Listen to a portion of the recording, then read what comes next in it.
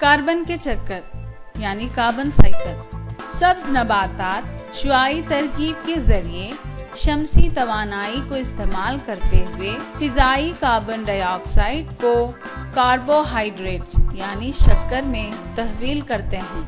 नबातात और हैवानात in carbohydrates को तनफ़्फ़ुस के जरिए इस्तेमाल करते हैं। शुआई तरकीब का मुखालिफ अमल है। तनफ़्फ़ुस के जरिए शक्कर में पाए जाने वाली तवानाई को खारिज किया जाता है। इस्तेहाली अमल में इस्तेमाल होती है। कार्बोहाइड्रेट ईंधन को कार्बन डाइऑक्साइड में तब्दील करके फिजाई कुर्रा में वापस खारिज कर दी जाती है। जमीन पर कार्बन का अहम तबादिला फिजाई कुर्रा के साथ शुआई तरकीब और तनफ़्फ़ुस के जरिए होता है। जब ऐसे ईंधन जलते हैं तो कार्बन डाइऑक्साइड खारिज होती है।